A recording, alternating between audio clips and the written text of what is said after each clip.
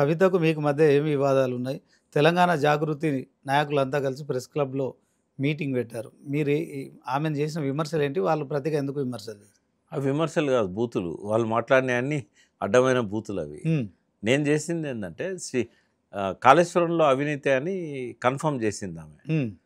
అంటే ఒక పక్కనేమో తండ్రి మీద ప్రేమ ఉన్నట్టుగా చెప్తా ఉండే. అవును. అన్న మీద, తండ్రి మీద మీరు జాగ్రత్త అవును. అని చెప్పి, మరో పక్కన కాళేశ్వరంలో అవినీతి ఉన్నదని ఆమె కన్ఫర్మ్ చేసింది. ఇప్పుడు కేసీఆర్ గారు ముఖ్యమంత్రి ఉన్నారు, హరీష్ రావు గారు ఇరిగేషన్ మినిస్టర్ ఉన్నారు.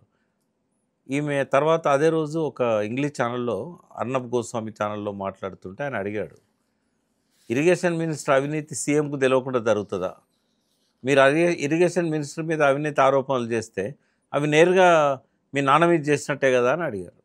నేను కూడా అదే అన్న, హరీష్ రావు భుజాల మీద తుపాకు పెట్టి మీరు కేసీఆర్ని కాల్చుడేంది?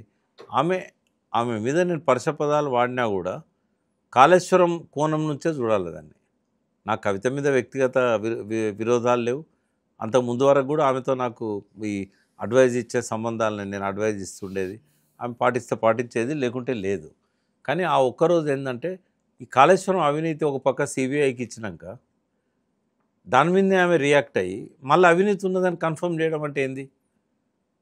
కాళేశ్వరంలో అవినీతి లేదు అని అనుకుంటున్నాను నేను. ఎందుకంటే కేసీఆర్ ప్లేస్లో ఇంకో సీఎం ఉంటే 3 లక్షల కోట్ల అయ్యేది ఆ ప్రాజెక్టు.